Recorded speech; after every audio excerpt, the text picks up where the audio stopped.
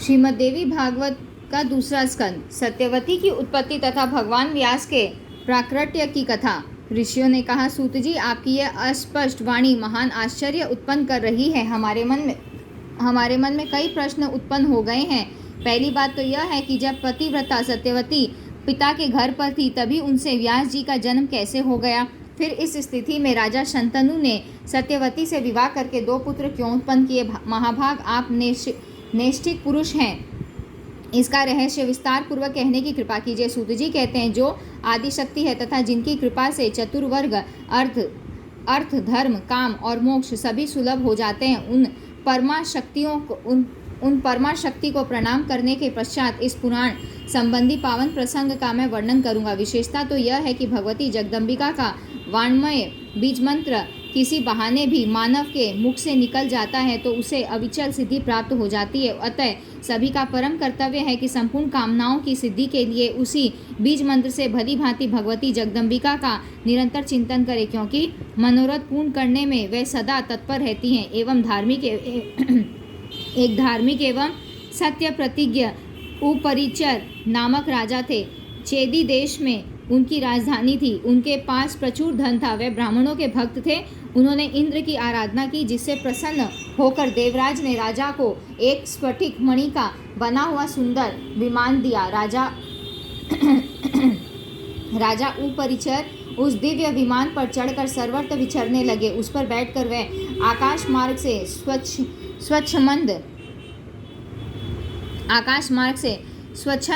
स्वच्छंद यात्रा करते। उस विमान का भूमि से संपर्क नहीं होने पाता था। वे प्रतिदिन धार्मिक कृत्य करते थे। संपूर्ण जगत में उनकी ख्याति हो गई। उनकी सुंदरी पत्नी का नाम था गिरिका। राजा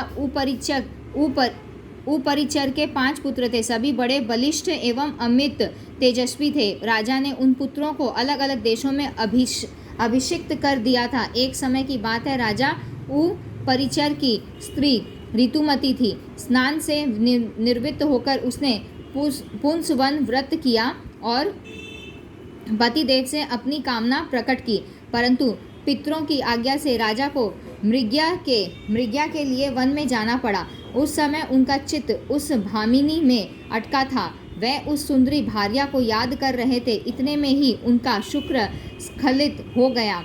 तब उन्होंने उस वीर्य को वट वृक्ष के एक पत्ते में रख दिया। राजा को रानी के ऋतुकाल का ज्ञान था ही। सोचा, किसी प्रकार भी यह वीर्य व्यर्थ न हो। निश्चय ही मेरा यह वीर्य अमोघ है, इसे मैं अपनी स्त्री के लिए भेज दूं।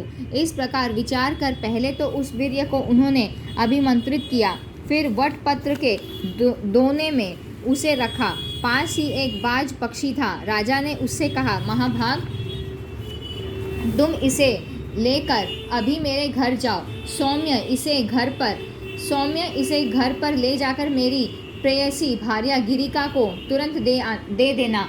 आज उसका ऋतुकाल है। सूत जी कहते हैं, इस प्रकार कहकर राजा उपरिचर ने वह वीर्य वाला दोना बाज को दे दिया। तदनंतर उड़ने की कला को अच्छी तरह जानने वाले उस पक्षी ने पुटक उठाया और वह तुरंत आकाश में उड़ चला। वह चोंच में दोना लिए आकाश मार्ग से उड़ा जा रहा था। इतने में ही एक दूसरे बाज ने उसे देख लिया। यह मांस लिए हुए है, यह समझकर तुरंत उस पहले बाज पर वह टूट पड़ा। अब आकाश में वे दोनों पक्षी टुंड युद्ध करने लगे। चोंच से युद्ध करते समय वह वीर्य का दोना यमुना के जल में गिर पड़ा।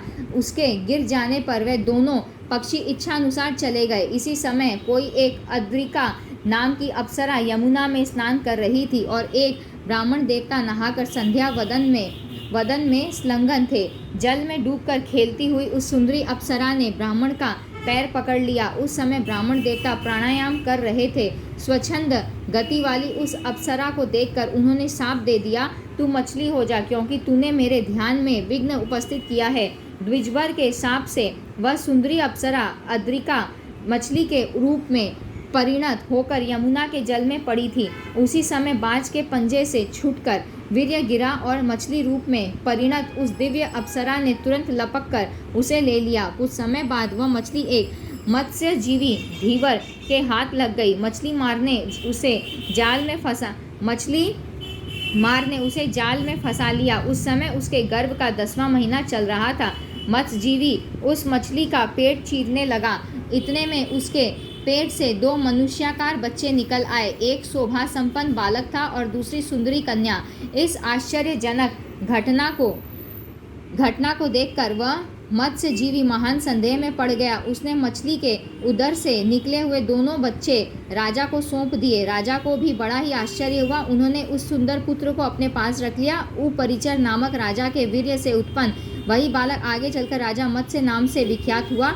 वह महान धार्मिक, सत्य प्रतिज्ञ और पिता के समान शक्तिशाली था। उस समय राजा उपरिचर ने वह कन्या धीवर को दे दी। वही कन्या काली एवं मत्स्योदरी नाम से प्रसिद्ध हुई। उस कन्या के शरीर से मछली की गंध आती थी, अतः उसका एक नाम मत्स्यगंधा भी पड़ गया। तदनंतर वह कन्या धीवर के घर पाली पोसी गई। ऋषियों ने पूछा, जब मुनि के शाप से वह दिव्य अप्सरा अद्रिका मछली हो गई और धीवर ने उसका पेट फाड़ दिया, तब क्या वह मर गई और उसे धीवर खा गया? फिर उस अप्सरा की क्या हालत हुई? उसके शाप का अंत कैसे हुआ और फिर किस प्रकार वह स्वर्ग पहुंची? यह बताने की कृपा कीजिए। सूत जी कहते हैं, जब मुनि ने उसे शाप दे दिया तब उस अप्सरा को बड़ी चिंता हुई। दीनहीन सी होकर वह विलाप करती हुई मुनि से प्रार्थना करने लगी। मुनि बड़े दयालु थे। रोती हुई उस स्त्री से उन्होंने कहा, कल्याणी, शोक मत करो, शाप मुक्ति का समय मैं तुम्हें बता देता हूँ। सुबह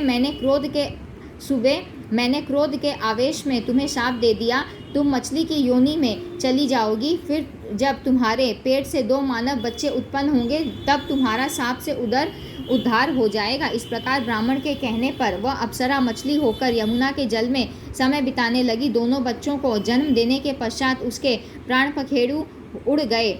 उसका शाप से उद्धार हो गया। फिर वह अप्सरा मछली के रूप का परित्याग करके दिव्य रूपमयी सुंदरी स्त्री बनकर स्वर्ग चली गई। यो मत्स्यगंधा नामक उस सुंदरी कन्या का जन्म हुआ। धीवर के घर पलकर वह सयानी हो गई। जब वह मत्स्यगंधा युवावस्था में प्रविष्ट हुई तब उसकी सुंदरता निखर उठी। धीवर राज का जो कुछ काम था उसी को वह किया करती। सूत जी कहते हैं, एक समय की बात है, महान तेजस्वी मुनिवर पराशर जी तीर्थ यात्रा कर रहे थे। घूमते हुए वे यमुना के पावन तट पर आए। उस समय नाव खेने वाला केवट भोजन कर रहा था। धर्मात्मा पराशर जी ने उससे कहा, तुम नाव से मुझे यमुना के उस पार पहुंचा दो। केवट यमुना के तट पर ही खा रहा था। मुनि की आज्ञा सुनकर उसने अपनी मत्स्यगंधा नाम की सुंदरी कन्या से कहा, बेटी, तुम बड़ी चतुर हो। यह मुनि धर्मात्मा एवं तेजस्वी पुरुष हैं। इन्हें उस पार जाने की इच्छा है। तुम नाव पर चढ़ाकर इन्हें पहुंचा दो। पिता के यों कहने पर वह कुमारी मत्स्यगंधा मुनि को नाव पर बैठाकर उस पार ले जाने लगी। नाव यमुना के जल को पार कर रही थी। इतने में ही देववश उस मनोहर नेत्र वाली कन्या को देखकर मुनि के मन में प्रबल वासना जग उठी। उन्होंने दाहिने हाथ से उसका दाहिना हाथ पकड़ लिया।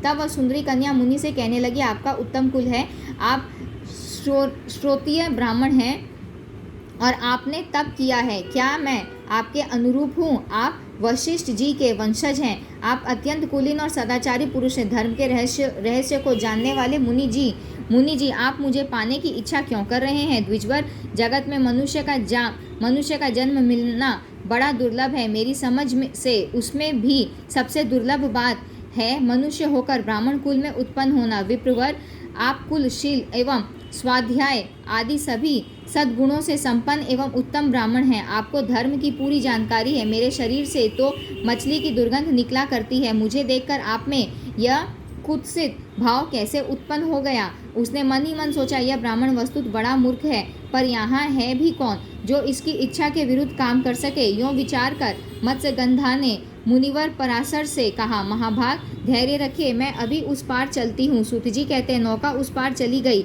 उनसे वह कहने लगी, मुनिवर, मैं दुर्गंधा हूँ। दोनों समान रूप वाले हों तभी संयोग होने पर सुख मिलता है। मत्स्यगंधा के इस प्रकार वचन निकालते ही पराशर जी ने अपने तपोबल से उसे कस्तूरी की गंध वाली बना दिया और वह सुगंध 4 कोस तक फैल गई।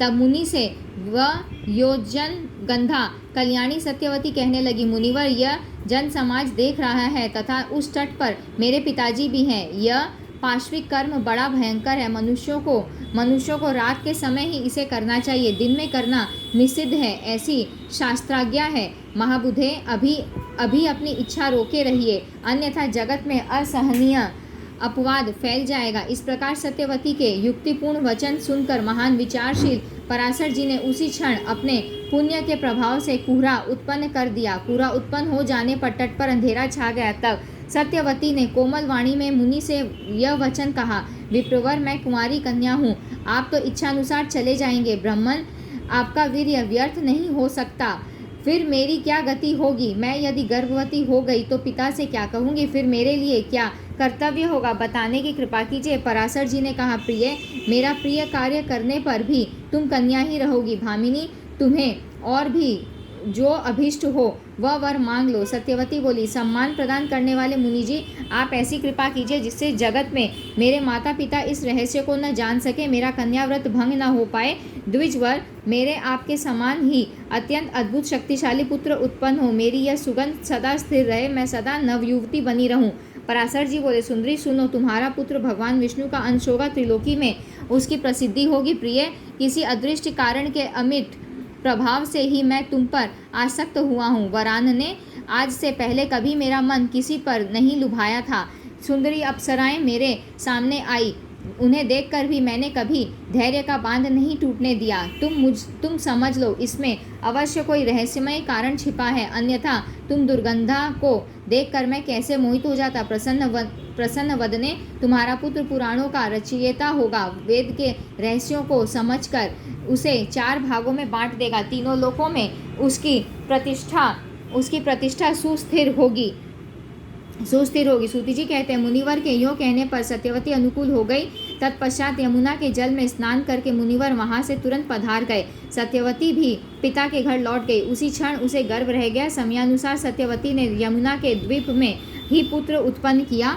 वह बालक जान पड़ता था मानो कोई दूसरा कामदेव हो। वह तेजस्वी पुत्र उत्पन्न होते ही बढ़ गया और अपनी माता से कहने लगा, माँ, मुझमें असीम शक्ति है, मन को तपोनिष्ठ बनाकर ही मैं गर्भ में प्रविष्ट हुआ था। अब तुम इच्छानुसार जा सकती हो, मैं भी तपस्या करने चला जाता हूँ। महाभागे, तुम जब याद करोगी तभी मैं सामने आ जाऊँगा। माताजी, कभी तुम्हारे सामने अत्यंत कठिन परिस्थिति आ जाए तो मुझे स्मरण करना, मैं उसी क्षण सेवा में उपस्थित हो जाऊँगा। माता, तुम्हारा कल्याण हो, मेरे जाने में विलम्ब हो रहा है, तुम चिंता छोड़कर आनंद से समय व्यतीत करो।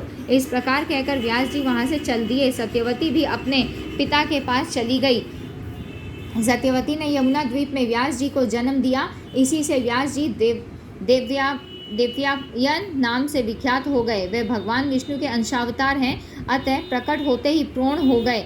इन्होंने प्रत्येक तीर्थ में स्नान किया और उत्तम तपस्या की। इस तरह पराशर जी के कृपा करने पर व्यास जी प्रकट हुए। कलयुग आ गया, यह जानकर उन्होंने वेदों की शाखाएं बनाई। वेद का विस्तार करने से उनका नाम वेद व्यास पड़ गया। पुराण संहिताएं तथा श्रेष्ठ महाभारत सब उन्हीं की रचनाएं हैं। वेदों का विभाजन करके उन्होंने अपने शिष्यों को पढ़ा दिया। सुमंतु, जैमिनी, पैल, वैशंपायन, असित, देवल तथा अपने पुत्र सुखदेव जी, यह सभी उनके शिष्य थे। सूत जी कहते हैं, मुनिवरों, सत्यवती एवं व्यास जी के पवित्र जन्म में यह ही सब कारण है। महाभाग मुनियों, इनकी उत्पत्ति के प्रसंग में कोई संदेह नहीं करना चाहिए। महान पुरुषों के चरित्र की समालोचना करना अनुचित है, न उनके सभी आचरणों का अनुकरण ही करना चाहिए। मुनिवर, पराशर जी के गुण ही ग्रहण करने योग्य हैं। पराशर जी धर्मज्ञ पुरुष हैं। जिस काम को नीच जन करते हैं उसमें उनकी प्रवृत्ति होने की क्या संभावना थी, किंतु व्यास जी प्रकट होने वाले थे, यही उस कार्य में कारण छिपा था। आश्चर्यजनक इस प्रसंग को मैंने कह सुनाया। जो पुरुष इस पवित्र उपाख्यान को सुनता है उसकी दुर्गति नहीं होती, वह सर्वदा सुखी रहता है। यहाँ हमारा अध्याय 1 और 2 समाप्त हुआ है। राजा महाभीष और गंगा जी को ब्रह्मा जी का शाप, महाभीष की संतनु के रूप में उत्पत्ति तथा संतनु के राज्य पद पर प्रतिष्ठित होने, संतनु के साथ गंगा जी के विवाह और वसुओं के उनके पुत्र रूप में उत्पन्न होने, उनके गंगा प्रवाह किए जाने तथा भीष्म के उत्पन्न होने पर गंगा के चले जाने की कथा। ऋषिगण बोले, पुण्यात्मा सूत जी, महातेजस्वी व्यास एवं सत्यवती के जन्म की कथा आपने वर्णन किया, फिर भी हमारा एक प्रश्न तो शेष रह ही गया। जिन्हें आपने व्यास की माता कहा है, वह कल्याणी सत्यवती महान धर्मज्ञ राजा संतनु को कैसे प्राप्त हुई? सत्यवती निषाद की पुत्री थी, वेशभूषा से भी वह अच्छी नहीं थी। फिर पुरुवंशी धर्मात्मा राजा संतनु ने उन्हें स्वयं कैसे स्वीकार कर लिया? राजा संतनु की पहली स्त्री कौन थी जिससे बुद्धिमान भीष्म जी का जन्म हुआ था, तथा भीष्म जी वसु के अंश क्यों कहे जाते हैं, यह बताने की कृपा कीजिए। सूत जी, आपके मुखारविंद से निकल चुका है। भीष्म जी अपार तेजस्वी थे। उन्होंने सत्यवती के शूरवीर पुत्र चित्रांगद को राजगद्दी पर अभिषिक्त कर दिया। चित्रांगद के मर जाने पर उसके छोटे भाई सत्यवती कुमार विचित्रवीर्य को राजा बना दिया। राजा संतनु के भीष्म जी बड़े पुत्र थे। भीष्म जी का धार्मिक विचार था, वह बड़े सुंदर थे। उनके रहते छोटा पुत्र गद्दी का अधिकारी बनकर राज्य कैसे करने लगा? राजा कोई अनभिज्ञ पुरुष तो थे नहीं। विचित्रवीर्य की मृत्यु हो जाने पर अत्यंत शोकाकुल होकर सत्यवती ने पुत्र वधुओं से क्यों 2 गोलक पुत्र उत्पन्न करवाए? उन कल्याणी ने भीष्म जी को ही राजगद्दी क्यों नहीं सौंप दी? वीरवर भीष्म जी के विवाह न करने का क्या कारण है? महाभाग, आप व्यास जी के बुद्धिमान शिष्य हैं। हमारे संदेह को दूर कर देना आपके लिए कोई बड़ी बात नहीं है। हम सभी अन्य कार्यों का परित्याग करके सुनने की इच्छा से ही इस धर्म क्षेत्र में उपस्थित हुए हैं। सूत जी कहते हैं इक्ष्वाकु वंश में उत्पन्न एक महाभीष नामक राजा विख्यात हो चुके हैं। वे बड़े सत्यवादी, धर्मात्मा और चक्रवर्ती नरेश थे। उन्होंने 1000 अश्वमेध और 100 वाजपेय यज्ञ करके देवराज इंद्र को प्रसन्न किया। फलस्वरूप वे स्वर्ग के अधिकारी बने। एक समय की बात है, राजा महाभीष ब्रह्मा जी के भवन पर गए थे। प्रजापति ब्रह्मा जी की सेवा में सभी देवता वहां पधारे हुए थे। लोक पितामह की सेवा में महानदी देवी गंगा भी वहां उपस्थित थी। बड़े वेग से हवा चली, जिससे गंगा जी का वस्त्र इधर उधर खिसक गया। उपस्थित सभी देवताओं ने गंगा जी की ओर दृष्टि न डालकर अपने मस्तक नीचे कर लिए, किंतु राजा महाभीष निर्भीकतापूर्वक उधर ताकते रहे। बुद्धिमती गंगा भी उन नरेश की ओर नजर फैलाए रही। दोनों प्रेम पाश में बंध चुके थे। उन्हें देखकर ब्रह्मा जी को क्रोध आ गया। उन्होंने शाप दे दिया, राजन, तू मृत्युलोक में जाकर जन्म ले। वहाँ जब तू बहुत पुण्य करेगा तब उसके फलस्वरूप फिर तुझे स्वर्ग में रहने की सुविधा मिलेगी। राजा की ओर प्रेम पूर्वक देखते रहने के कारण गंगा को भी ब्रह्मा जी ने वैसा ही शाप दिया। अब वे दोनों उदास होकर ब्रह्मा जी के पास से चल पड़े। उस समय महाभीष ने मृत्युलोक के धर्मात्मा राजाओं के विषय में विचार किया। अंत में पुरुवंशी राजा प्रतीप के घर जन्म लेने की बात उन्हें जची। इसी समय 8 वसु अपनी अपनी स्त्रियों के साथ वशिष्ठ जी के आश्रम पर आए थे। उन्हें इच्छानुसार भोग विलास करने की सुविधा प्राप्त थी। पृथु आदि 8 वसु थे। उनमें ध्यो नामक एक प्रधान वसु था। वहाँ ध्यो की स्त्री ने नंदिनी गौ को देखा। देखकर उसने अपने पति ध्यो से पूछा, यह उत्तम कामधेनु गौ किसकी है? ध्यो ने उत्तर दिया, सुंदरी, यह उत्तम गौ वशिष्ठ जी की है। स्त्री अथवा पुरुष कोई भी हो, यदि उसे इस गाय का दूध पीने का अवसर मिल जाए तो वह निश्चय ही 10,000 वर्ष तक जी सकता है और उसकी जवानी सदा स्थिर रह सकती है। यह बात सुनकर ध्यो की सुंदरी स्त्री ने कहा, मेरी एक सखी मृत्युलोक में रहती है। वह राजर्षि उसी नर की पुत्री है। वह अनुपम सुंदरी है। महाराज, आप उसी मेरी सखी के लिए इस पुण्यमयी एवं इच्छानुसार दूध देने वाली नंदिनी गौ को बछड़े सहित अपने उत्तम आश्रम पर ले चलिए और जब तक मेरी वह सखी इस गौ का दूध न पी ले तब तक वहीं रखिए। ऐसा होने पर वह सखी मानव समाज में प्रथम श्रेणी की होकर रहेगी। उसे बुढ़ापा और रोगों का सामना नहीं करना पड़ेगा। यद्यपि ध्रुव के मन में पाप भावना नहीं थी, फिर भी स्त्री की बात सुनकर उसने मनोनिग्रही मुनिवर वशिष्ठ जी का अपमान करके उस नंदिनी गौ को चुरा लिया। उस कार्य में पृथु आदि सभी वसु सहायक थे। नंदिनी का अपहरण हो जाने के पश्चात महान तपस्वी वशिष्ठ जी फल फूल लेकर अपने आश्रम पर आए। आते ही उनकी गौ की ओर दृष्टि गई। उन्हें अपने आश्रम पर गाय एवं बछड़ा दोनों ही नहीं दिखाई पड़े। वह तेजस्वी मुनि गुफाओं और वनों में भी उस गौ को खोजने लगे। जब उन्हें कहीं भी गौ न मिली तब उन्होंने ध्यान लगाकर देखा तो उन्हें ज्ञात हो गया कि वसुगण मेरा अपमान करके गौ को चुरा ले गए हैं। तब वह बोले कि इस अपराध से उन सभी वस्तुओं को मनुष्य योनि में जन्म लेना पड़ेगा, इसमें कुछ भी संशय नहीं है। यो स्वयं वशिष्ठ जी ने वसुओं को शाप दे दिया। यह सुनकर वसुओं का मन खिन्न हो गया, हमें शाप हो गया है। यह जानकर वे ऋषि के पास पहुँचे और मुनि को प्रसन्न करते हुए उनकी शरण ग्रहण की। तब सामने खड़े हुए उन दयनीय वसुओं से धर्मात्मा वशिष्ठ जी ने कहा, तुम सब तो 1 वर्ष के बाद शाप से छूट जाओगे, किंतु जिसने मेरी उस प्यारी नंदिनी का अपहरण किया है उस धो नामक वसु को बहुत दिनों तक मानव योनि में रहना पड़ेगा। शापग्रस्त हो जाने के पश्चात वसुओं ने देखा नदियों में श्रेष्ठ गंगा जी रास्ते में जा रही थी।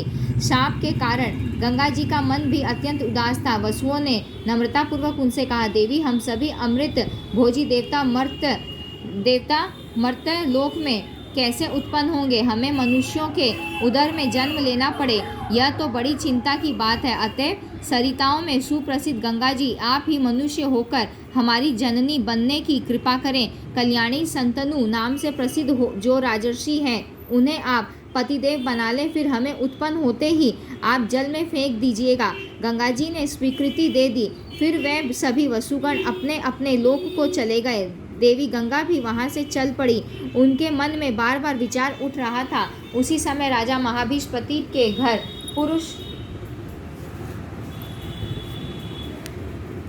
घर पुत्र रूप से उत्पन्न हुए। उनका नाम शंतनु रखा गया। उन्हें राजर्षि की उपाधि मिली।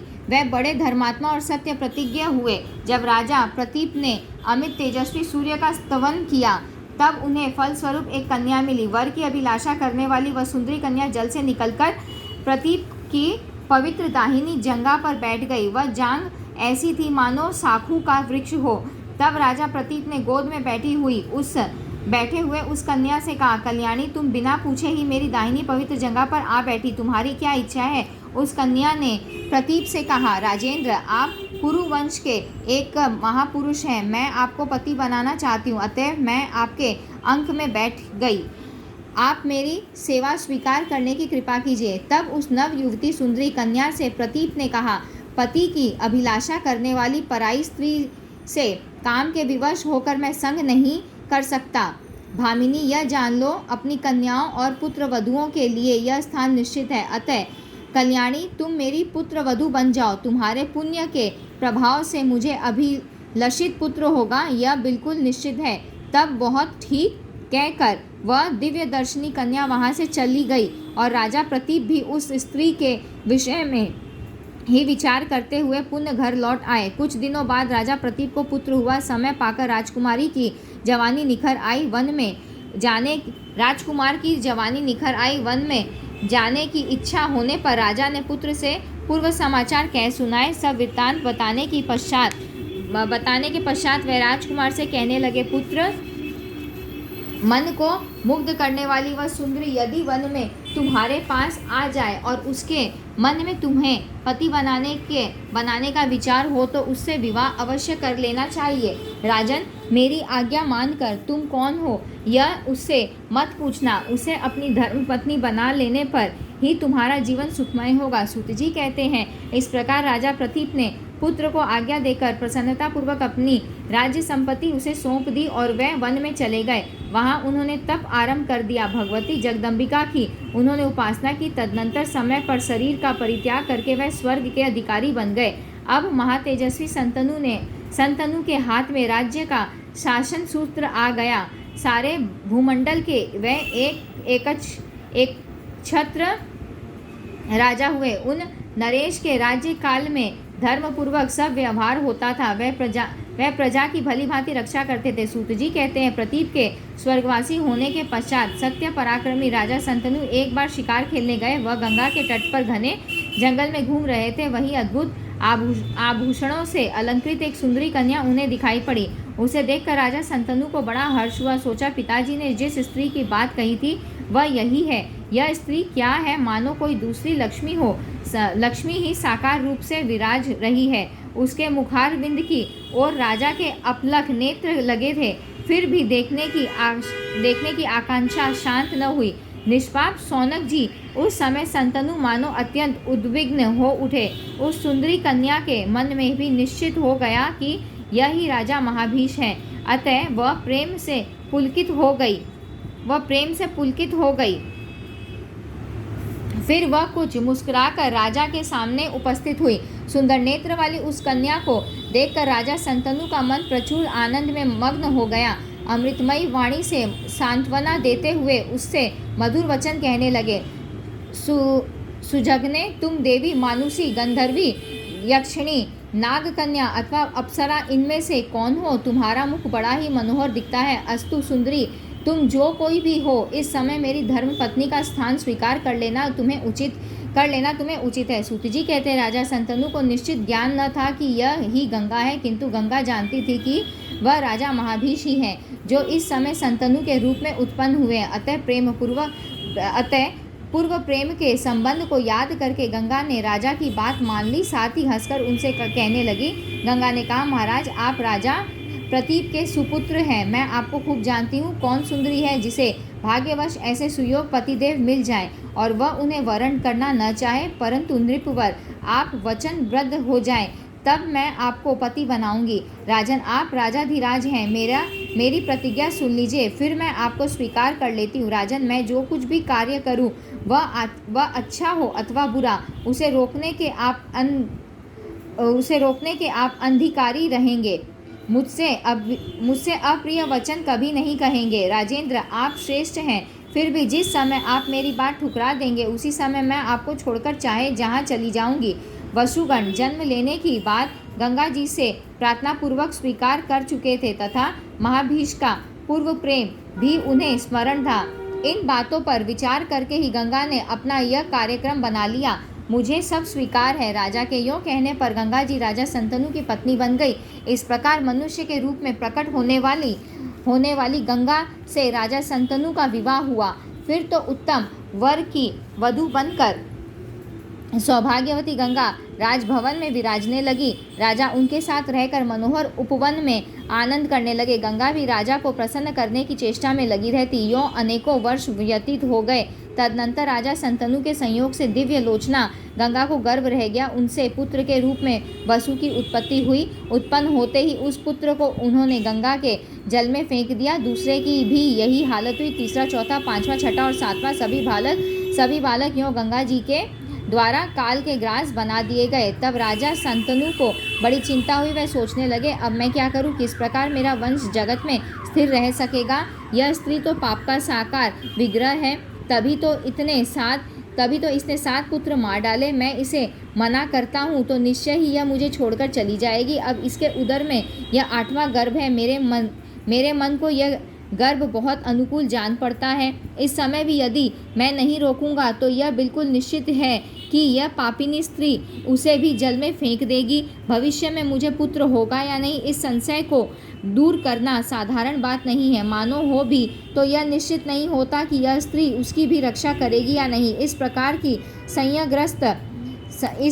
संशयग्रस्त अवस्था सामने आने पर अब मुझे क्या करना चाहिए? वंश की रक्षा के लिए यत्न करना मेरे लिए परम कर्तव्य है। तदनंतर गंगा के उदर से 8वां ड्रो नामक वसु, जिसने स्त्री के वशीभूत होकर मुनिवर वशिष्ठ जी की नंदिनी गौ को चुराया था, पुत्र रूप से उत्पन्न हुआ। उसे देखकर राजा संतनु गंगा के पैरों पर पड़ गए और बोले, तन्वंगी, तुम्हारा मुखमंडल पवित्र मुस्कान से खिला रहता है। मैं तुम्हारा सेवक हूँ। इस समय तुमसे मेरी यह प्रार्थना है, तुम इस बच्चे का जीवन दान देने की कृपा करो। मैं एक पुत्र का पालन पोषण करूँगा। तुमने मेरे 7 सुंदर पुत्र मार डाले। सुश्रोणी, इस 8वें पुत्र की रक्षा करो। इसलिए मेरा मस्तक तुम्हारे पैरों पर पड़ा है। अनुपम शोभा पाने वाली प्रिय, तुम दूसरी कोई भी वस्तु मांग लो, चाहे वह कितनी ही दुर्लभ क्यों ना हो, मैं उसे अभी देने को तैयार हूँ। परंतु मेरी वंश परंपरा सुरक्षित रखना तुम्हारा परम कर्तव्य। वेद के पारगामी विद्वान कहते हैं कि संतानहीन पुरुष की गति नहीं होती और वह स्वर्ग में भी स्थान नहीं पाता। अतः इस 8वें पुत्र को सुरक्षित रखने के लिए मैं तुमसे प्रार्थना कर रहा हूँ। इस प्रकार राजा शंतनु के कहने पर भी गंगा उस बालक को लेकर जाने के लिए हो गई। तब राजा ने अत्यंत दुखी होकर गंगा से कहा, अरे पापिनी, तू यह क्या कर रही है? क्या तुझे नरक का भी भय नहीं लगता? तेरी जैसी इच्छा हो जो जा अथवा रह, किंतु मेरे बच्चे को तो यहीं रहने दे। तू वंश का उच्छेद करने वाली है, तेरी जैसी स्त्री से मुझे क्या करना है? राजा शंतनु के यों कहने पर गंगा ने राजा से कहा, राजन, इस बालक को जीवित रखने की तो मेरी भी इच्छा है, परंतु आपने जो प्रण किया था वह टूट गया, अतः मैं यहाँ रह नहीं सकूंगी। आप निश्चय जान ले, मैं गंगा हूँ, देवताओं का कार्य संपन्न करने के लिए यहाँ आई थी। बहुत पहले की बात है, महाभाग वशिष्ठ ने वसुओं को शाप दे दिया कि तुम सभी मनुष्य योनि में चले जाओ। इससे बेचारे वसु चिंता से घबरा गए। मैं वही उपस्थित थी। मुझे देखकर उन्होंने प्रार्थना की कि अनघे, आप हमारी जननी बनने की कृपा करें महाराज। तब मैंने वसुओं को वर दे दिया, एतर्द तुम्हारी पत्नी बन गई। भली भांति समझ ले, देवताओं का कार्य सिद्ध करने के लिए ही मेरा यहाँ आना हुआ था। वह ही 7 वसु मेरे पुत्र थे। अब ऋषि के शाप से उनका उद्धार हो गया। यह एक वसु कुछ समय तक आपका पुत्र बनकर रहेगा। राजन, मैं इसे दिए देती हूँ, आप अपने इस पुत्र को स्वीकार कर लें। इसको दिव्य पुरुष वसु मानकर पुत्र जनित सुख भोगिए। महाभाग गांगेय नाम से विख्यात यह बालक सबसे अधिक बलवान होगा। आज तो मैं इसे वहीं ले जाती हूँ जहाँ मैंने आपको पति बनाया था। पालन पोषण करने पर जब यह बड़ा हो जाएगा तब लौटा दूंगी, क्योंकि राजन, माता के न रहने पर बच्चों का जीना और सुखी रहना महान असंभव है। इस प्रकार कहकर तथा बच्चे को साथ लेकर गंगा अंतर्ध्यान हो गई। राजा शंतनु अपने भवन में पड़े रहे। उनके दुख का कोई पार न था। स्त्री और विचित्र बालक के वियोग से उत्पन्न दुख उन्हें बेतरह सताने लगा। वे राज्य करते रहे, परंतु उनके मन पर चिंता की काली घटा निरंतर घिरी रहती थी। यों कुछ समय व्यतीत हो गया। इसके बाद राजा शंतनु एक बार शिकार खेलने गए। वह धीरे धीरे गंगा के तट पर पहुंच गए। उस समय महाराज शंतनु ने देखा नदी में बहुत थोड़ा जल था। यह देखकर उन्हें बड़ा आश्चर्य हुआ। वहाँ उन्हें एक कुमार दिखाई पड़ा जो गंगा के तट पर खेलने में लग रहा था। वह बालक विशाल धनुष पर बाण चढ़ाकर उन्हें छोड़ता जाता था। यही उसकी क्रीड़ा थी। उस बालक को देखकर राजा शंतनु बड़े आश्चर्य में पड़ गए। उन्हें किसी भी वास्तविक रहस्य की जानकारी नहीं हो सकी। यह पुत्र मेरा है अथवा नहीं, यह बात उनके ध्यान में आई ही नहीं। उस बालक का कार्य महान अलौकिक था। बाण चलाने में उसके हाथ की बड़ी सफाई थी। उसे देखकर राजा शंतनु आश्चर्यान्वित हो गए। तदनंतर उन्होंने उससे पूछा, अरे सुधाचारी बालक, तुम किसके पुत्र हो? वह वीर बालक बाणों को चलाने में मस्त था। इससे उसने कुछ भी उत्तर नहीं दिया। थोड़ी देर के बाद वह अंतर्ध्यान हो गया। अब राजा शंतनु चिंता से घबरा उठे। सोचा, यह बालक कहीं मेरा पुत्र ही तो नहीं था, किंतु अब क्या करूं और कहाँ जाऊं? पश्चात सावधान होकर वह वहीं बैठ गए और उन्होंने गंगा की स्तुति आरंभ कर दी। तब गंगा जी उसी रूप से वहाँ प्रकट हुई जैसा सुंदर रूप वह पहले दिखा चुकी थी। उनका सर्वांग सुंदरता से परिपूर्ण था। उन्हें देखकर राजा शंतनु ने स्वयं पूछा, गंगे, ये जो बालक अभी छिप गया है वह कौन था? तुम उसे दिखाने की कृपा करो। गंगा बोली, राजेंद्र, यह तुम्हारा पुत्र है। मैंने इसकी रक्षा अब तक की। यह 8वां वसु है। मैं अब इसे तुम्हारे हाथ सौंप रही हूँ। यह महान तेजस्वी बालक गांगे नाम से विख्यात होगा। अपने व्रत में अटल रहने वाला यह तुम्हारा पुत्र इस कुल की कीर्ति का विस्तार करेगा। वशिष्ठ जी पवित्र आश्रम पर रखकर मैंने तुम्हारे इस बालक को संपूर्ण वेदों एवं धनुर्वेद का निरंतर अध्ययन कराया है। इसे संपूर्ण विद्याओं की पूर्ण जानकारी हो गई है। समस्त अर्थों के विवेचन में यह बड़ा निपुण है। यह परम पवित्र बालक है। वशिष्ठ जी जो कुछ जानते हैं वह सब तुम्हारा यह पुत्र जान गया है। राजन, आप प्रसिद्ध नरेश हैं। इस बालक को लीजिए और आनंद का अनुभव कीजिए। इस प्रकार कहकर गंगा ने वह बालक राजा शंतनु को सौंप दिया और वह स्वयं अंतर्ध्यान हो गई। राजा का मुखमंडल प्रसन्नता से खिल उठा। वह असीम सुख का अनुभव करने लगे। उन्होंने पुत्र को गोद में बैठाकर उसका मस्तक सूंघा, फिर रथ पर बैठाया और वह अपने नगर को प्रस्थित हो गए। हस्तिनापुर पहुंचने पर महाराज शंतनु ने बड़े समारोह के साथ उत्सव मनाए। ज्योतिषी पंडितों को बुलाकर उनसे शुभ दिन पूछा। संपूर्ण प्रजा और प्रवीण मंत्री आमंत्रित हुए। सबकी उपस्थिति में राजा संतनु ने गंगानंदन भीष्म जी को युवराज पद पर अभिषिक्त किया। सर्वगुण संपन्न पुत्र को राज्य का उत्तराधिकारी बना देने पर उन धर्मात्मा नरेश को अपार सुख मिला। अब गंगा उनके चित्त से अलग हो गई। सूत जी कहते हैं, मुनियों,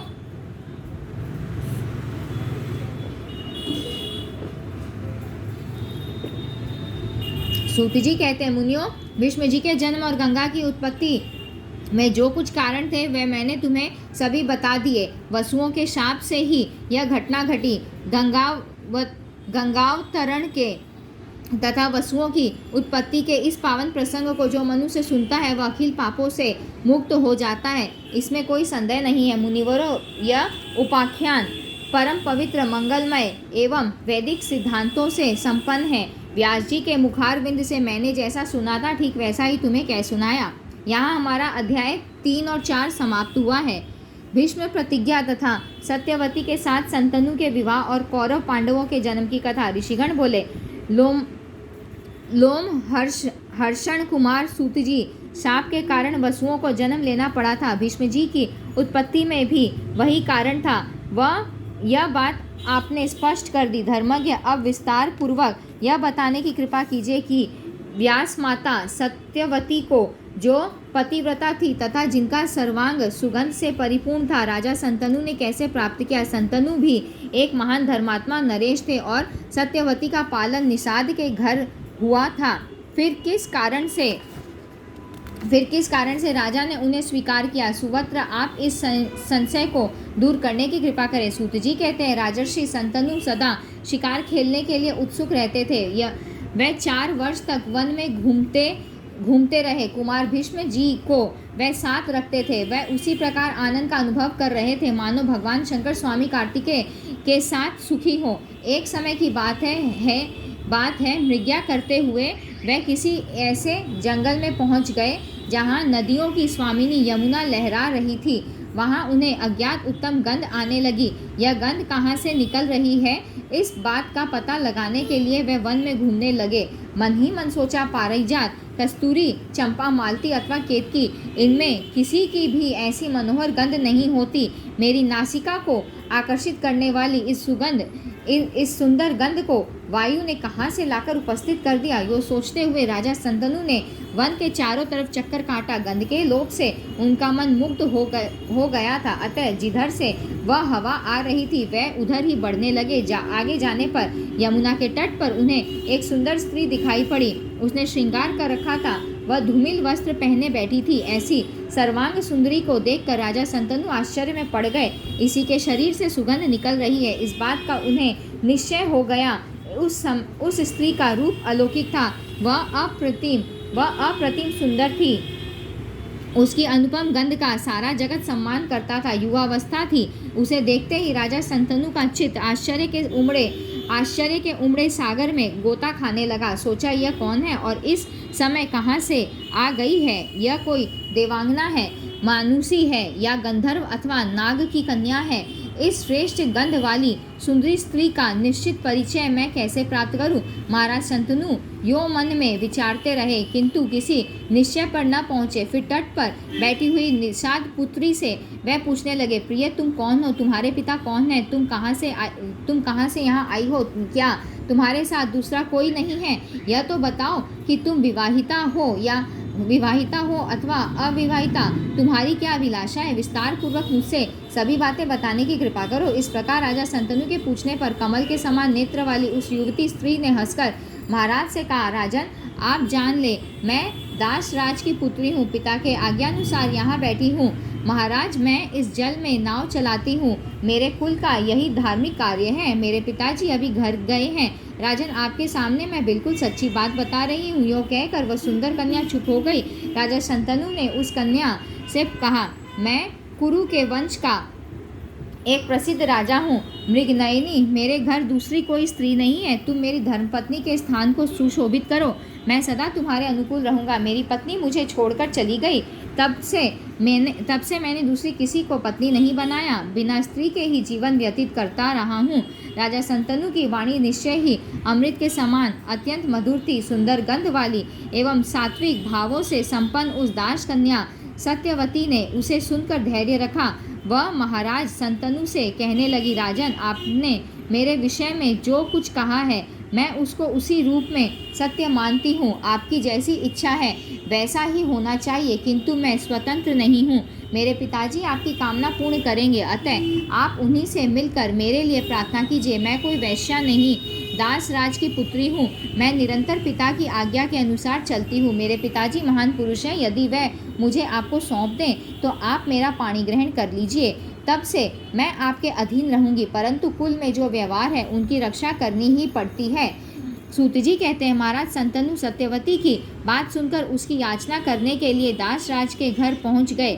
उन्हें आते देखकर दासराज को बड़ा आश्चर्य हुआ। वह राजा संतनु को प्रणाम करके हाथ जोड़कर कहने लगा। दासराज ने कहा, राजन, मैं आपका सेवक हूँ, आप यहाँ पधारे, इससे मैं कृतार्थ हो गया। महाराज आज्ञा दीजिए, किस लिए मेरे घर आपका पदार्पण हुआ है? राजा संतनु बोले, अनग, यदि संभव हो तो तुम अपनी कन्या मुझे दे दो, मैं इसे धर्मपत्नी बनाऊंगा। तुमसे बिल्कुल सच्ची बात कह रहा हूँ। दासराज ने कहा, राजन, आप यदि मेरे इस कन्या रत्न के लिए प्रार्थना करते हैं तो मैं अवश्य दे दूंगा, क्योंकि देने योग्य वस्तु कभी भी अदेय नहीं हो सकती। किंतु महाराज एक यह शर्त है कि इस कन्या का पुत्र ही आपके बाद राज्य का अधिकारी होगा। किसी भी स्थिति में आपके दूसरे पुत्र को राजगद्दी नहीं मिलेगी। सूत जी कहते हैं, दासराज की बात सुनकर राजा संतनु अत्यंत चिंतित हो गए, क्योंकि वे भीष्म को राजा बना चुके थे। अतः कुछ भी उत्तर न देकर वे घर लौट गए। मन पर चिंता की घटा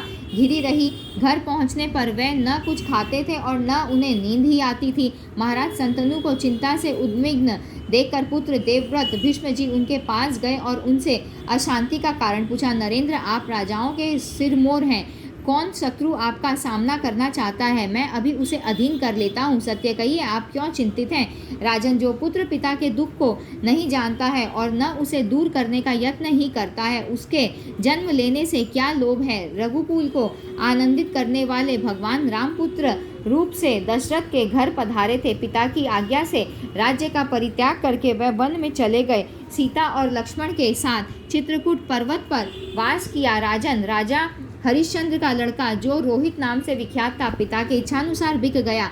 ब्राह्मण के घर उसने सेवावृत्ति स्वीकार कर ली। महाराज, यह शरीर आपका है, मैं कौन सा कार्य करूं? क्या मैं अकुशल हूँ? निश्चय बतलाइए। मेरे जीवित रहते हुए आपको चिंता नहीं करनी चाहिए, क्योंकि जो काम असाध्य है उसे भी करने को मैं तैयार हूँ। राजन, व्यक्त कीजिए, आपको कौन सी चिंता सता रही है? मैं अभी धनुष लेकर उससे दमन कर देता हूँ। यदि उस कार्य में मेरी मृत्यु हो गई तो मेरा जन्म सार्थक हो जाएगा, अथवा यदि मैं सफल प्रयास हुआ तो आपकी अभिलाषा पूर्ण हो जाएगी। दोनों तरह से ही मुझे लाभ है। उस पुत्र को धिक्कार है जो समर्थ होते हुए भी पिता के मनोरथ को पूर्ण करने में उद्यत नहीं होता, जो पिता की चिंता को दूर नहीं कर सकता। उस पुत्र के जन्म से क्या प्रयोजन है? सूत जी कहते हैं, राजा संतनु मन ही मन लज्जित थे। अपने पुत्र भीष्म की बात सुनकर वह तुरंत बोल उठे। राजा ने कहा, पुत्र, मुझे गहरी चिंता तो यह है कि तू मेरा एक ही बालक है। यद्यपि तू शूरवीर, पराक्रमी, प्रतिष्ठित एवं संग्राम में पीछे पैर रखने वाला नहीं है, फिर भी पुत्र एक संतान रहने के कारण मुझ जैसे पिता का यह जीवन विफल है। क्योंकि यदि कभी युद्ध छिड़ा और तू उसमें काम आ गया तो फिर मैं आश्रयहीन होकर क्या कर सकूंगा? पुत्र, मुझे यही विशेष चिंता है, मैं इसी से दुखी हूँ। सूत जी कहते हैं, राजा संतनु की बात सुनकर भीष्म जी ने वृद्ध मंत्रियों से पूछा और कहा, इस समय महाराज अत्यंत लज्जित हैं, मुझसे स्पष्ट कहते नहीं। आप लोग उनसे पूछकर निश्चय करके सच्ची बात मुझे बताने की कृपा करें, फिर मैं निश्चिंत होकर उन सभी कार्यों को सिद्ध करने में लग जाऊंगा। भीष्म जी की बात सुनकर मंत्री लोग राजा संतनु के पास गए। सम्यक प्रकार से सारी बातें जानकर उन्होंने भीष्म जी को सब बतला दिया। भीष्म जी पिता का अभिप्राय जानकर उसी क्षण उन मंत्रियों को साथ लेकर दासराज के घर गए और अत्यंत नम्र होकर प्रेम पूर्वक कहने लगे। भीष्म जी बोले, परंतप तुम अपनी सौभाग्यवती पुत्री मेरे पिताजी के लिए दे दो। एतर्द मैं तुमसे प्रार्थना करता हूँ तुम्हारी यह कन्या मेरी माता बने, मैं इसका सेवक हूँ। दासराज ने कहा, महाभाग तुम राजकुमार हो, इसे स्वीकार करो और अपनी पत्नी बनाओ, क्योंकि यह निश्चय है तुम्हारे रहते हुए इसका पुत्र राजा नहीं बन सकेगा।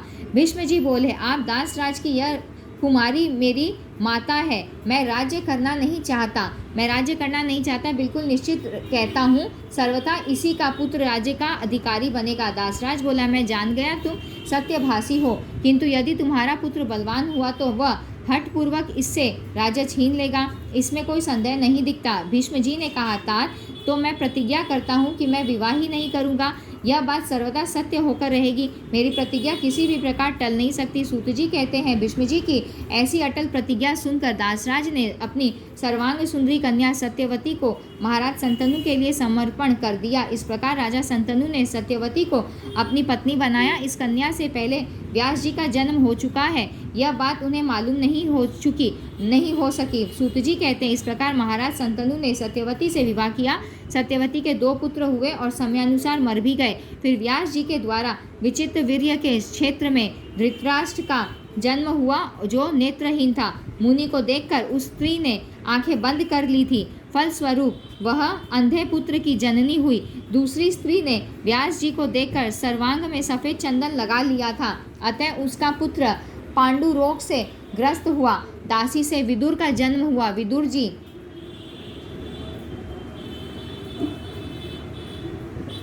जी सत्यवादी धर्म के अवतार एवं पुण्यात्मा पुरुष थे। मंत्रियों ने छोटे पुत्र पांडु को राजा बनाया। अंधे होने के कारण धृतराष्ट्र को राज्य का अधिकार नहीं मिला। भीष्म जी की सम्मति लेकर महापराक्रमी पांडु राज्य का कार्य संभालने लगे। बुद्धिमान विदुर जी की मंत्री पद पर नियुक्ति हुई। धृतराष्ट्र की 2 स्त्रियां थी, एक का नाम था गांधारी जो सुबल राज की पुत्री थी, दूसरी का नाम वैश्य कन्या था, वह घर का कार्य संभालती थी। वेदवादी विद्वान पांडु की भी 2 स्त्रियां बतलाते हैं, एक थी सूरसेन कुमारी कुंती और दूसरी माद्री, जिसका जन्म मद्र राज के घर हुआ था।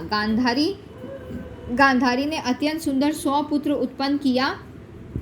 वैश्या से भी 1 पुत्र उत्पन्न हुआ, जो परम मनोहर और युद्ध का महान अभिलाषी था। कुंती जब पिता के घर कन्यावस्था में थी, तभी उसने कर्ण को जन्म दिया। सूर्य के कृपा प्रसाद से उस मनोहर पुत्र की उत्पत्ति हुई, उसका नाम कर्ण पड़ा। इसके बाद कुंती पांडु की धर्मपत्नी बनी। ऋषिगण बोले, मुनिवर सूत जी, आप कैसी विचित्र बात कह रहे हैं कि कुंती से पहले पुत्र उत्पन्न हो गया और इसके पश्चात उसका पांडु के साथ विवाह हुआ। कैसे सूर्य का संयोग हुआ जिससे कुंती को कर्ण की जननी होना पड़ा? फिर कुंती कन्या कैसे रही जो पांडु ने उससे विवाह किया? यह सभी बातें बताने की कृपा करें। सूत जी कहते हैं, द्विजवरों, जिस समय सूरसेन कुमारी कुंती बहुत छोटी थी, तभी राजा कुंती भोज उस कल्याणी कन्या को मांग लाए थे। उसे पुत्री मानकर उन्होंने अपने घर पर ही पाला पोसा। कुंती बड़ी सुंदर थी। अग्निहोत्र का समय था। राजा कुंती भोज की आज्ञा से वह कन्या सेवा का कार्य संभाल रही थी। चौमासे का दिन था।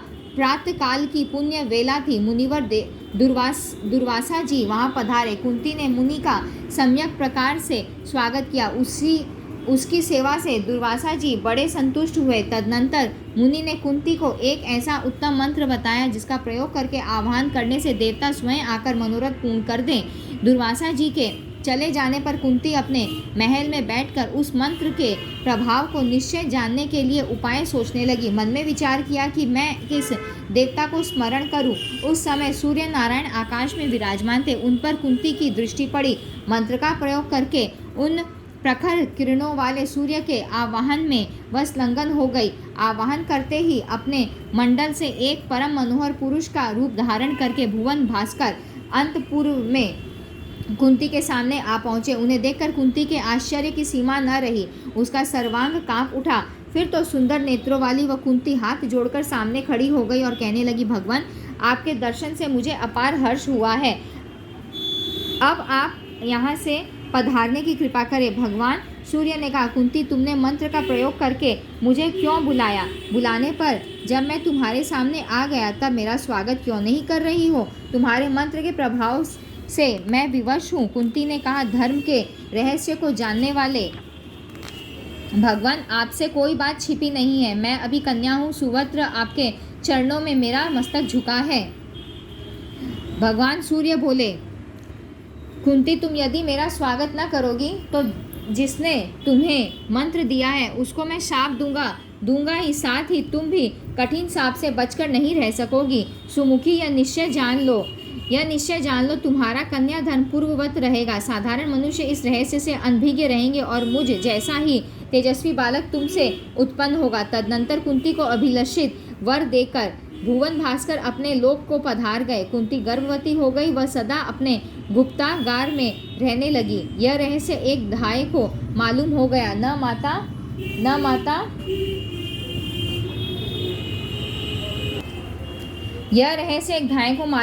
न माता जान सकी और न दूसरे लोग ही। भवन में छिपे रूप से पुत्र का जन्म हुआ। वह बालक अनुपम सुंदर था, मनोहर 2 कुंडल और दिव्य कवच उसे जन्म काल में ही सुशोभित कर रहे थे। वह बालक जान पड़ता था मानो दूसरा सूर्य हो अथवा स्वामी कार्तिकेय हो। धाय ने उस बच्चे को उठा लिया और कुंती के प्रति जो महान लज्जित थी, बोली, सुंदरी, मैं तुम्हारी सेवा में उपस्थित हूँ, फिर तुम किस चिंता में डूब रही हो। तब उस बालक का त्याग करने के लिए पिटारी में रखती हुई कुंती उस पुत्र से कहने लगी, बेटा, मुझे अपार दुख हो रहा है, किंतु लाचार हूँ, करूँ क्या। तुम मुझे प्राणों के समान प्यारे हो, फिर भी मेरे लिए तुम्हारा परित्याग परम आवश्यक हो गया। तुम में सभी शुभ लक्षण विद्यमान है, मेरा भाग्य बड़ा खोटा है, तभी तो मैं तुम्हें दूर कर रही हूँ। माता कात्यायनी सगुण और निर्गुण सर्वरूपिणी है, वह सबकी अधिष्ठात्री एवं अखिल विश्व की जननी है। वह भगवती तुम्हारी रक्षा करे और तुम्हें अपना अमृतमय दुग्ध पान करावे। तुम मेरे प्राण प्रिय हो, तुम्हारा मुख कमल के समान कमनीय है, फिर कब तुम्हारा मुख देखने का मुझे अवसर सुलभ होगा। तुम सूर्य के पुत्र हो। पुत्र, मैंने पूर्व जन्म में निश्चय ही त्रिलोक जननी भगवती कात्यायनी का आराधन नहीं किया है। उन कल्याणमयी देवी के चरण कमल का निरंतर चिंतन नहीं किया, इसी से मैं उत्तम भाग्य से वंचित रही। तुम्हारा त्याग करने के पश्चात मैं वन में जाकर तपस्या करूंगी। सूत जी कहते हैं, इस प्रकार कहकर कुंती ने उस शिशु को पिटारी में रखकर धाय को दे दिया। कोई जान न जाए इस बात से वह डरती थी। पश्चात स्नान किया, भयभीत रहती हुई पिता के घर कालक्षेप करने लगी। उधर धाय पिटारी लेकर जा रही थी। रास्ते में अधीरथ नामक सूत मिला। अधीरथ की स्त्री राधा भी साथ थी। उसने उस बच्चे को मांग लिया। फिर अधीरथ के घर उस बालक का पालन पोषण होने लगा। वही वीर बालक आगे चलकर महाबली कर्ण नाम से विख्यात हुआ। इसके बाद वही कन्या कुंती स्वयंवर में पांडु की धर्मपत्नी बनी। पांडु की एक दूसरी स्त्री माद्री थी। उसके पिता मद्रराज थे। एक समय की बात है, महान पराक्रमी पांडु जंगल में शिकार खेल रहे थे। उनके हाथ एक मुनि की हत्या हो गई।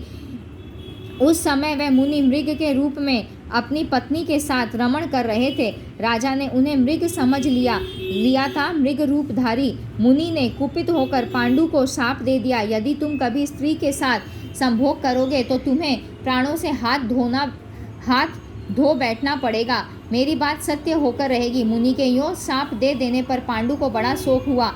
वह अत्यंत दुखी होकर राज्य का परित्याग करके वन में रहने लगे। मुनिवरों, पांडु की कुंती और माद्री दोनों स्त्रियों को सती धर्म का पूर्ण ज्ञान था। राजा की सेवा करने के लिए वह भी साथ चली गई। गंगा के तट पर मुनियों के आश्रम थे। वहीं पांडु ने भी अपना निवास स्थान बनाया। अनेकों धर्मशास्त्र सुनने को मिलते थे। उन्होंने कठिन तपस्या आरंभ कर दी।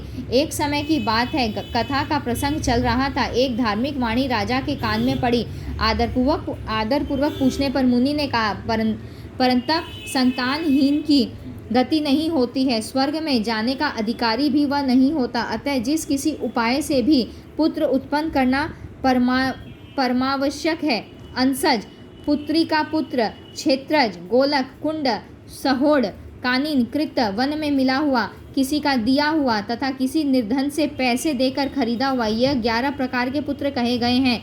इनमें उत्तरोत्तर एक से एक को निकृष्ट माना गया है, इसमें कोई संशय नहीं है। यह वचन सुनकर पांडु ने अपनी कमल नयनी प्रिया कुंती से यह बात कही। तब कुंती ने कहा, प्रभो, मेरे पास मनोरथ पूर्ण करने वाला एक मंत्र है। पूर्व समय की बात है, दुर्वासा मुनि ने यह मंत्र मुझे बताया था। इसका प्रयोग कभी विफल नहीं हो सकता। राजन, यदि इस मंत्र से किसी देवता को मैं आमंत्रित करूं तो वह तुरंत मेरे सामने आ जाएंगे और मेरा मनोरथ पूर्ण करेंगे। उसी समय पांडु ने कुंती को मंत्र प्रयोग करने की अनुमति दे दी। तब कुंती ने प्रधान देवता धर्म को याद किया। वहां धर्म पधारे। उनकी कृपा से कुंती प्रथम पुत्र युधिष्ठिर की माता हुई। वासुदेव की कृपा से भीम और देवराज इंद्र की कृपा से अर्जुन को उत्पन्न किया। एक वर्ष के अंतर से यह तीनों परम पराक्रमी पुत्र उत्पन्न हुए। फिर माद्री ने पति देव पांडु से कहा, कुरुश्रेष्ठ, मुझे भी पुत्र दीजिए। महाराज, मैं क्या करूं? प्रभु, मेरा भी दुख दूर करना आपका परम कर्तव्य है। माद्री की बात सुनकर पांडु ने कुंती से मंत्र बता देने का अनुरोध किया। कुंती बड़ी दयालु हृदय थी। उन्होंने माद्री को मंत्र बतला दिया। पति की अनुमति से माद्री ने एक पुत्र के लिए मंत्र प्रयोग किया। स्मरण करने पर दोनों अश्विनी कुमार आ गए। उनके अनुग्रह से माद्री, नकुल और सहदेव इन 2 पुत्रों की जननी हुई। द्विजवरों, इस प्रकार 5 देव कुमार पांडव क्षेत्रेज पुत्र हुए। एक वर्ष के व्यवधान से उस जंगल में ही इन कुमारों का जन्म हुआ। एक समय की बात है, आश्रम सुनसान था। माद्री को देखकर पांडु अत्यंत विकारग्रस्त हो गए। मृत्यु सिर पर नाच उठी। उन्होंने माद्री को पकड़ लिया। माद्री निरंतर रोकती